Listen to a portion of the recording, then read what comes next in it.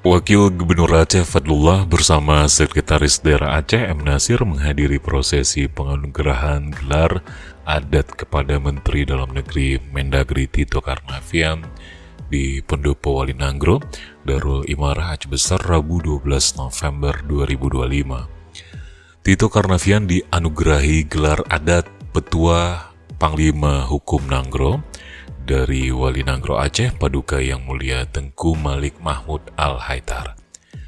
Prosesi penyematan gelar dipimpin langsung oleh Wali Nanggro Aceh, Tengku Malik Mahmud, dan disaksikan oleh Wakil Gubernur, Sekda, unsur Forkopimda Aceh, serta sejumlah pejabat lainnya. Acara tersebut ditandai dengan penyematan medali dan pemasangan selempang oleh Malik Mahmud kepada Tito Karnavian, yang kemudian dilanjutkan dengan prosesi pesiju tepung tawari.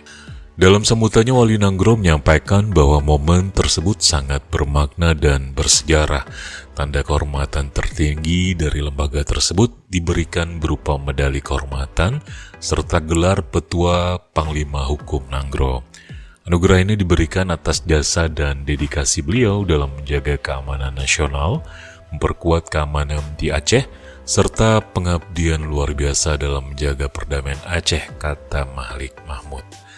Ia menambahkan selama menjabat sebagai Kapolri, Tito telah menunjukkan dedikasi luar biasa dan berkontribusi besar dalam menjaga perdamaian Aceh. Hal yang sama juga terus dilanjutkan saat Tito mengemban tugas sebagai Mendagri.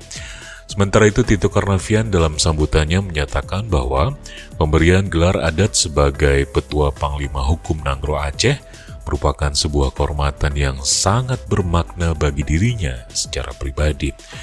Tito kemudian mengenang momen ketika Malik Mahmud dan rombongan mengunjungi dirinya di Jakarta untuk menyampaikan bahwa Wali Nanggro Aceh akan menganugerahkan gelar kehormatan atas dedikasinya selama menjabat sebagai Kapolri dan Mendagri.